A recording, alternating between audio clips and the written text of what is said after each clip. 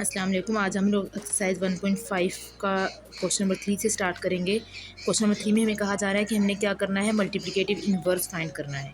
आपको मैंने बताया था कि मल्टीप्लिकेटिव इन्वर्स जो है वो हमेशा नॉन सिंगुलर मैट्रिसेस के लिए फाइंड होता है।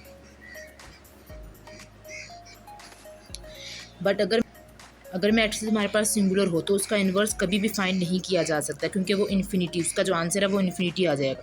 तो इसीलिए वो अननोन होता है, तो जब भी उसका जो इन्वर्स है वो फाइंड नहीं किया जा सकता, तो वो हमारे पास नॉट पॉसिबल होता है। तो याद रखें, जब आपको कहा जाए कि इन्वर्स फाइंड करें तो सबसे पहला स्टेप आपके पास ये होना चाहिए कि आपने डिटर्मिनेंट फाइंड करना है। तो आप सबसे पहले क्या करेंगे, फॉर डिटर्मिनेंट ऑफ ए, ठीक हो गया।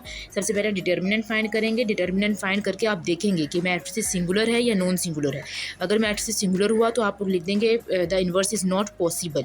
अगर आपके पास मैट्रिक्स जो है वो नॉन सिंगुलर हुआ तभी आप उसको आगे इन्वर्स फाइंड कर सकेंगे। तो यहाँ पर हम क्या करेंगे, सबसे पहले हम इसका डिटर्मिनेंट फाइंड करेंगे।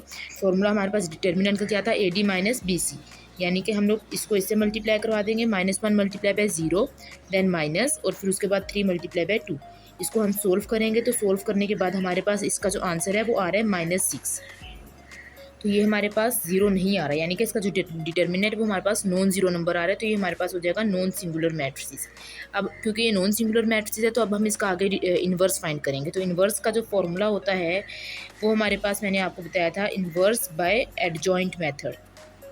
तो बाय एडजॉइंट मेथड आपको, क्योंकि यहाँ पर किसी मेथड का नाम नहीं लिया गया, तो ये आपकी मर्जी है कि आप किसी भी मेथड से फाइंड कर सकते हैं। तो एडजॉइंट मेथड से आपको पास जो फॉर्मूला था वो क्या था, A inverse is equal to adjoint of A divided by determinant of ए।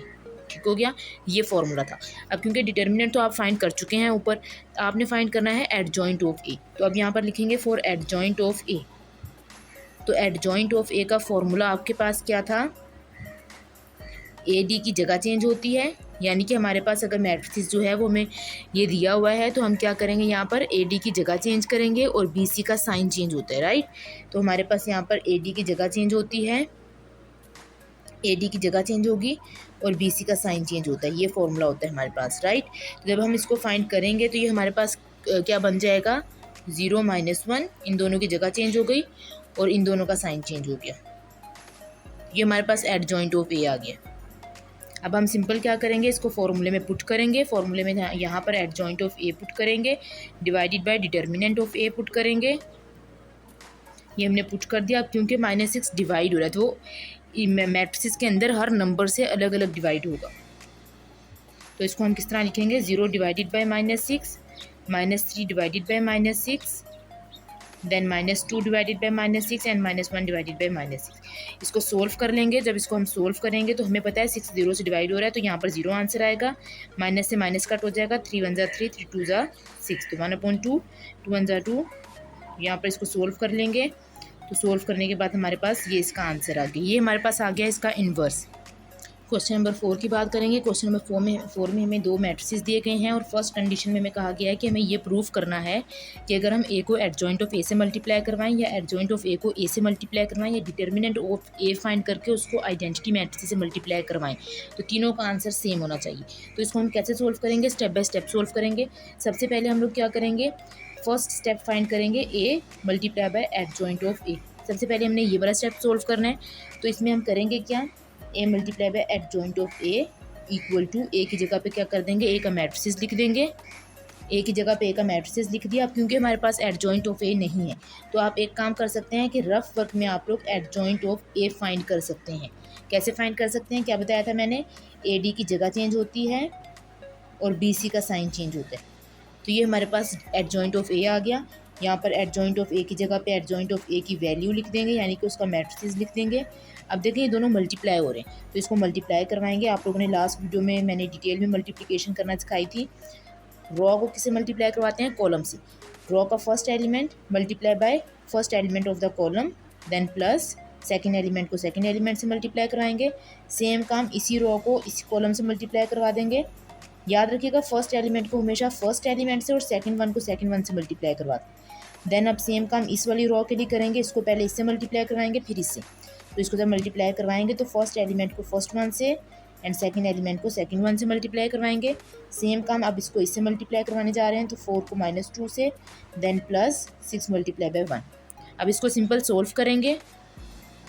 ये हमने इसको सोल्व कर लिया, मल्टीप्लाई करवा के ये आ गया, देन प्लस माइनस करवा के ये आ गया आंसर। अब हम क्या करेंगे, इसके सेकंड चीज़ को सोल्व करेंगे, adjoint of A multiply by A. ठीक हो गया। तो सबसे पहले क्या करेंगे, यहाँ पर adjoint of A multiply by A, इसकी जगह पर इसका मैट्रिक्स जो हमने रफ वर्क में फाइंड किया था वो लिख लेंगे, देन ए की जगह पे ए का मैट्रिक्स लिख लेंगे।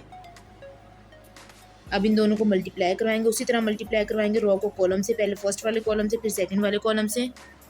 तो ये हमने क्या किया, इसको सिंपल मल्टीप्लाई करवा के सोल्व कर दिया, सोल्व करके ये आंसर आ गया। यानी कि हमारे पास अगर हम एट जॉइंट ऑफ ए को ए से मल्टीप्लाई करवाएं या हम ए को एट जॉइंट ऑफ ए से मल्टीप्लाई करवाएं तो हमारे पास इनका आंसर सेम है। अब हमें करना है थर्ड स्टेप हमारे पास क्या था कि अगर हम डिटर्मिनेंट ऑफ ए को मल्टीप्लाई करवा दें आइडेंटिटी मैट्रिसेस से तो हमारे पास तो भी आंसर सेम आना चाहिए। तो हम करेंगे क्या, सबसे पहले रफ वर्क में क्या कर लेते हैं, डिटर्मिनेंट ऑफ ए फाइंड कर लेते हैं। ठीक हो गया, यानी कि ए का डिटर्मिनेंट। तो हमारे पास ए का मैट्रिक्स क्या था, ए का मैट्रिक्स हमारे पास था 1 4 2 6।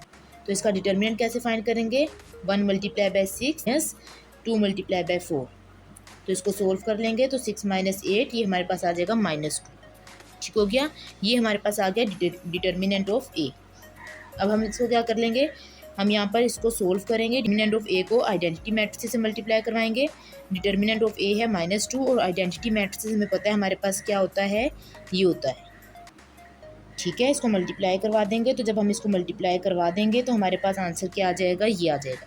यानी कि हमारे पास अगर हम देखें तो हमारे पास तीनों चीज़ें जो हमें क्वेश्चन में कही गई थी वो हमारे पास उन सब के आंसर जो हैं वो इक्वल आ रहे हैं, यानी कि सेम आ रहे हैं। तो हम क्या कहेंगे कि हमारे पास सारी साइड्स जो हैं वो एक दूसरे के इक्वल प्रूफ हो गई हैं।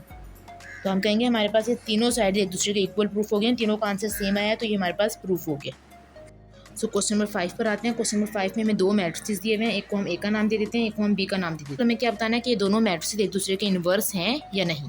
कैसे फाइंड करेंगे, याद रखिएगा जब भी आपने ये चीज़ बतानी हो कि दो मैट्रिसेस एक दूसरे के इन्वर्स हैं या नहीं, तो वो हम कैसे बताते हैं कि अगर हम इन दोनों चीज़ों को, दोनों मैट्रिक्स को मल्टीप्लाई करवाएं और इसका आंसर आइडेंटिटी मैट्रिक्स आ जाए तो इसका मतलब कि वो एक दूसरे के मल्टीप्लिकेटिव इन्वर्स होते हैं। क्लियर। तो हम क्या करेंगे, ए को बी से मल्टीप्लाई करवाएंगे, मल्टीप्लाई करवा के अगर आंसर आइडेंटिटी मैट्रिक्स आता है तो इसका मतलब ये इन्वर्स हैं एक दूसरे की। लेकिन अगर आइडेंटिटी मैट्रिक्स नहीं आता तो इसका मतलब वो एक दूसरे के इन्वर्स नहीं होंगे। तो ये मैंने ए की जगह पे ए का मैट्रिक्स लिख दिया, बी की जगह पे बी का लिख दिया। सिंपल इन दोनों को मल्टीप्लाई करवाना है, रो को फर्स्ट कॉलम से देन रो को सेकंड कॉलम से। तो ये हमने क्या किया, इन दोनों को मल्टीप्लाई करवा दिया, मल्टीप्लाई करवा के सिंपल सोल्व किया है। सोल्व करके हमारे पास आंसर जो है वो आइडेंटिटी मैट्रिक्स आ रहा है। तो यानी कि ये जो है ये हमारे पास एक दूसरे का मल्टीप्लिकेटिव इन्वर्स होगा। ठीक है, ये हमने प्रूफ कर दिया है। अब हमारे पास इस एक्सरसाइज का लास्ट क्वेश्चन है और ये थोड़ा सा इंपॉर्टेंट क्वेश्चन है, तो ये थोड़ा सा लेंथी भी है। तो देखिएगा इसको सोल्व कैसे करेंगे। शो करना है कि ये दोनों चीज़ें एक दूसरे के इक्वल हैं। तो सबसे पहले क्या करेंगे, लेफ्ट हैंड साइड उठाएंगे। लेफ्ट हैंड साइड हमारे पास क्या है कि ए बी को अगर मल्टीप्लाई करवाऊँ देन मैं उसका इन्वर्स फाइंड करूँ, वो होना चाहिए इसके आंसर के। ठीक हो गया। सबसे पहले क्या करेंगे, ए को बी से मल्टीप्लाई करवा लेंगे, इन दोनों को मल्टीप्लाई करवा के इसको सिंपल सोल्व किया है। सोल्व करके ये हमारे पास आ गया है ए बी का मैट्रिसेस। ठीक हो गया। अब हमने क्या करना है, इस पूरे का इन्वर्स फाइंड करना है। तो according to the formula we know that A की जगह पे आपके पास कोई भी चीज़ हो सकती है, तो यहाँ पर ए की जगह पे आपके पास है ए बी। तो इस पूरे का inverse is equal to adjoint of a b divided by determinant of a b. तो हमने इसको इक्वेशन नंबर 1 बोल दिया। इक्वेशन नंबर 1 बोल के सबसे पहले हम एडजॉइंट ऑफ ए फाइंड करेंगे। तो हमने लिखना है for adjoint of A. Adjoint of A क्या था, ए डी की जगह चेंज और बी सी का साइन चेंज, राइट। तो इन दोनों की जगह चेंज कर देंगे और इन दोनों का साइन चेंज कर देंगे। ये हमारे पास एडजॉइंट ऑफ ए आ गया। अब हमने क्या फाइंड करना है, डिटर्मिनेंट ऑफ ए। दोनों चीज़ें आ जाएंगी, फिर इसमें पुट करेंगे। तो हमारे पास मैट्रिसेस ये था, हमने इसका डिटर्मिनेंट फाइंड कर लिया। डिटर्मिनेंट कैसे फाइंड किया है, A D minus B C जो फॉर्मूला होता है हमारे पास A D minus B C का। तो इसकी जगह पे इनकी वैल्यूज़ डालेंगे, इसको सिंपल सोल्व कर देंगे, तो ये हमारे पास इसका डिटर्मिनेंट। ओके, तो हमारे पास क्या हो जाएगा, हमने इसको पुट कर देना है इक्वेशन नंबर 1 में, और इक्वेशन नंबर 1 में पुट करके हमारे पास क्या हो जाएगा, इसको हमने सोल्व कर लेना है। ए बी का inverse is equal to adjoint of A की जगह पे उसकी वैल्यू डाली divided by determinant of A की जगह पे उसकी वैल्यू डाली। तो ये डिवीजन में इसको साइड पे करके लिख देंगे और ये हमारे पास इसका लेफ्ट हैंड साइड का आंसर आ गया। अब हम फाइंड करेंगे राइट हैंड साइड। तो हमने क्या किया है, राइट हैंड साइड उठाई है। राइट हैंड साइड में सबसे पहले बी इनवर्स फाइंड करेंगे। बी जो है वो हमें ये वाला मैट्रिक्स दिया हुआ है, तो फॉर्मूला हमें पता है हमारे पास ये होता है। रफ साइड में क्या करेंगे, एडजॉइंट ऑफ बी फाइंड कर लेंगे और डिटर्मिनेंट ऑफ बी फाइंड कर लेंगे। ठीक है, एडजॉइंट ऑफ बी कैसे फाइंड करेंगे, मैंने बताया था ए डी की जगह चेंज, बी सी का साइन चेंज, ये हमने कर दिया, एडजॉइंट ऑफ बी आ गया। अब हमने क्या करना है, डिटर्मिनेंट ऑफ बी फाइंड करना है। तो हमने क्या करना है, A D minus B C, जो फॉर्मूला होता है हमारे पास A D minus B C. ठीक है, हमने इसको उसकी जगह पे इसकी वैल्यूज़ डाल दी, इसको सोल्व कर दिया, ये हमारे पास डिटर्मिनेंट आ गया। अब एडजॉइंट ऑफ ए को और डिटर्मिनेंट ऑफ बी, इन दोनों को हम पुट करेंगे इस जगह पर और इसको सोल्व करेंगे। ये हमने इसको पुट करके सोल्व कर लिया है, तो ये हमारे पास इसका आंसर आ गया है बी इनवर्स का। अब हम फाइंड करेंगे सेम ए इनवर्स। तो ए इनवर्स का मैट्रिक्स ये है हमारे पास, वही काम करेंगे, एडजॉइंट ऑफ ए रफ में फाइंड कर लेंगे और ए डिटर्मिनेंट फाइंड कर लेंगे, फॉर्मूले के अंदर पुट करेंगे है और ये हमारे पास ए इनवर्स आ जाएगा। अब हमने क्या करना है, इसको कंडीशन में डालना है। कंडीशन हमारे पास क्या थी, बी इनवर्स और ए इनवर्स। ठीक है, इसको हमने क्या कर लेना है, सोल्व कर लेना है। ए की जगह पे पूरा ए का वैल्यू डालेंगे, बी की जगह पे बी की वैल्यू डालेंगे। दोनों जो मल्टीप्लिकेशन हो रही है उनको साइड पे लिख लेंगे नंबर्स को, और दोनों मैट्रिसेस को मल्टीप्लाई करवा देंगे। ठीक है, तो दोनों मैट्रिसेस को मल्टीप्लाई करवा दिया हमने, यहाँ पर दोनों नंबर मल्टीप्लाई होते मल्टीप्लाई करवा दिया, मैट्रिसेस को मल्टीप्लाई करवा के सिंपल सोल्व किया है, और सोल्व करके ये हमारे पास आंसर आ गया। तो ये हमारे पास आ गया है बी इनवर्स और ए इनवर्स। अगर आप देखें तो हमारे पास जो आंसर था, यानी कि ए बी का होल इनवर्स का जो आंसर था वो इक्वल आया है बी इनवर्स और ए इनवर्स की। तो ये हमारे पास क्या हो गया, प्रूफ हो गया है, ये हमारे पास इसका आंसर आ गया। तो ये हमारे पास एक्सरसाइज 1.5 कंप्लीट हो गई है। इंशाल्लाह हम लोग नेक्स्ट वीडियो में नेक्स्ट एक्सरसाइज स्टार्ट करेंगे। थैंक यू एंड अल्लाह हाफिज़।